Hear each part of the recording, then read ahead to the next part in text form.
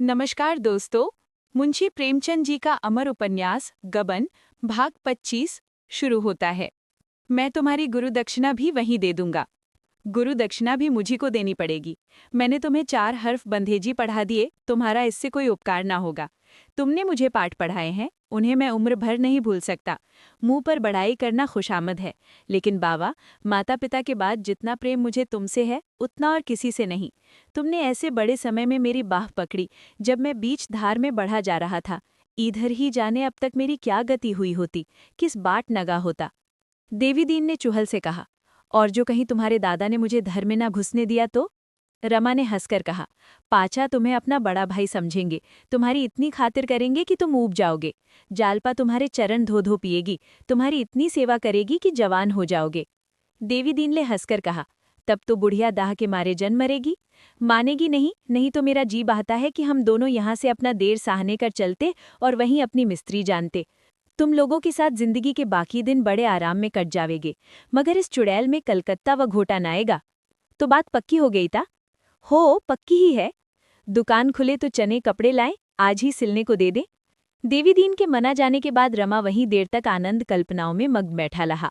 जिन भावनाओं को उसने कभी मन में आश्रय न दिया था, जिनकी गहराई और विस्तार और उमंग से वो इतना भयभीत था कि उनमें फिसलकर डूब जाने के भय में चंचल मन की उधर भटकने भी न देता था, उसी अथाह बौर और अछोर सागर में वो आज स्वच्छेद रूप से क्रीड़ा करने लगा। उसे अब एक नौका मिल गई थी। वो त्रिवेणी की सैर, वो अनप्रेड पैक की बहार, वो खुसरोबास का आनंद, ये मित्रों के जल से सब याद आकर स्वयं को गुदगुदाने लगे। रमेश उसे देखते ही गले लिपट जाएंगे। मित्रमण पूछेंगे, कहाँ गए थे? पार खूब सैर की। रतन उसकी परड़ पाते ही दौड़ी जाएगी और पूछेगी, तुम कहाँ रहे थे बाबूजी? मैंने सारा कम पत्ता छान मारा। फिर जालपा की मान प्रतिमा सामने आ जा खड़ी हुई। सहसा देवीदीन ने आकर कहा, भैया 10 बज गए, कहीं बाजार होते जाए? रमा ने चौंक कर पूछा, क्या 10 बज गए? देवीदीन, नहीं, 11 का अमल होगा। रमा चलने को तैयार हुआ, लेकिन द्वार तक जाकर रुक गया। देवीदीन ने पूछा, क्यों, चले बड़े वैसे हो गए? तुम ही चलो ना दादा, मैं जाकर क्या करूंगा? क्या डर रहे हो? नहीं, डर नहीं रहा हूं, मगर क्या कायदा? मैं अकेले जाकर क्या करूंगा?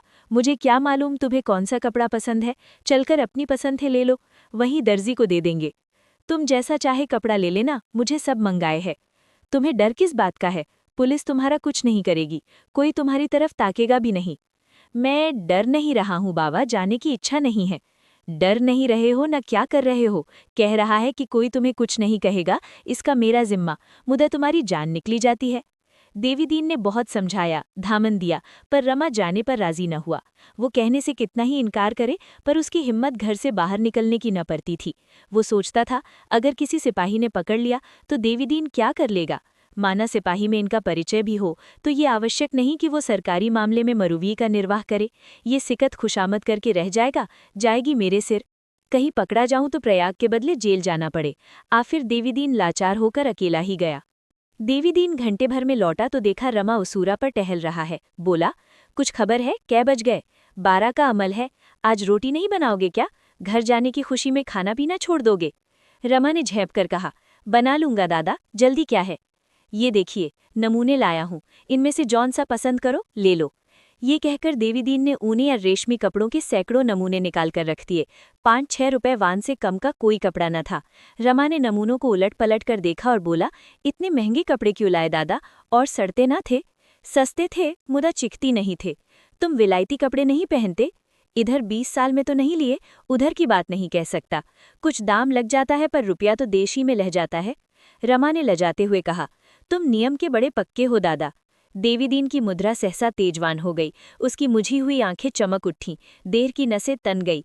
अकड़ कर बोला, जिस देश में रहते हैं, जिसका अन्न जल खाते हैं, उसके लिए इतना भी न करें तो जीने को धिक्कार है। 2 जवान बेटे इसी स्वदेशी की भेंट चुका चुका है भैया। ऐसे ऐसे पड़े थे कि तुमने क्या कहें। दोनों विदेशी रुपड़ी की दुकान पर तैनात थे। क्या मजाल थी कोई नाहक दुकान पर आ जाए? हाथ जोड़कर, विधियाकर, धमकाकर, नजवाकर सभी को उधर लेते थे। बाजार में सिपाही मोटने लगे। सभी ने जाकर कमिश्नर से फरियाद की। सुनकर आग बगोला हो गया। 20 गोरे भेजे कि जाकर अभी बाजार से पहरे उठा दी। गोरों ने दोनों भाइयों से कहा, यहाँ से बर चले जाओ। मुदा वो अपनी जगह से जौ भर न हिले। भीड़ लग गई। गोरे उन पर थोड़े बरसा रहे थे, पर दोनों महान की तरह हटे खड़े थे। लाखिर जब इस तरह कुछ बस न चला तो गोरों ने डंडे पीटने शुरू किए, दोनों गबन के अगले भाग में। ये भाग समाप्त हुआ, लेकिन उपन्यास अभी बाकी है। मिलते हैं अगले भाग में। धन्यवाद।